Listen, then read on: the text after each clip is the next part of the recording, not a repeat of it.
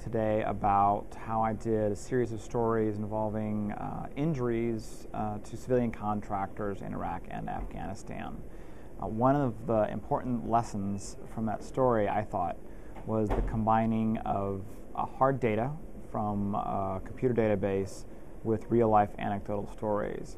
And I think that's important because a lot of times with computer-assisted reporting, a lot of people think that the story begins and ends with the database. And really, my concept of computer-assisted reporting is that that's where the story begins.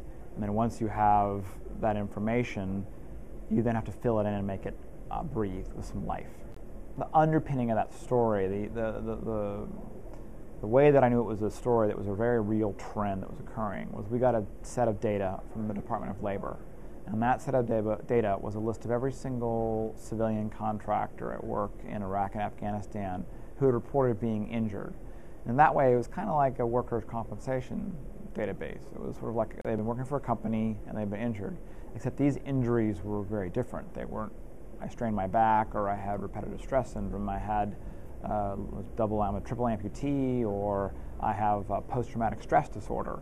But what we got from the Department of Labor was not their names. We just had a number of a person, and they had filed a claim, and they had filed a claim for this type of injury with this company. And that allowed us to be able to say that Blackwater or that Halliburton had this many injuries, this many employees who were killed.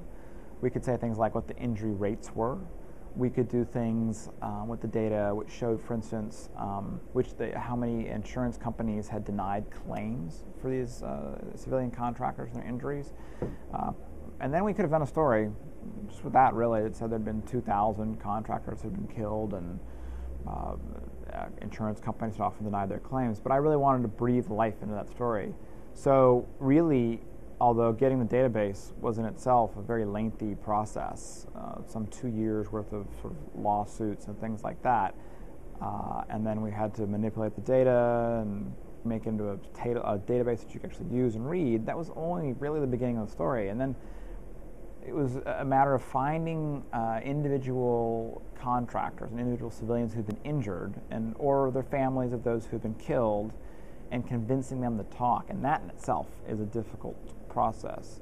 So one of the things we're able to show is that the vast bulk of those foreign workers were not filing any claims at all. They just didn't know about the system. So this is a system in which taxpayers finance the insurance policies for these guys, but then the insurance companies turn around and deny their claims or don't even pay out those claims. And so every time that occurs, that's more money that stays in their pockets. Their stories, those very human stories, were what allowed, I think, the story to overcome being kind of a dry piece about workers' compensation claims in a war zone, really, to being a story about real human beings and the suffering that they had endured. And I think that's what makes a really good story, is that combination of the human story, but then the hard data to back up that it's not just one person's story, it's a lot, it's real, it's affecting public policy.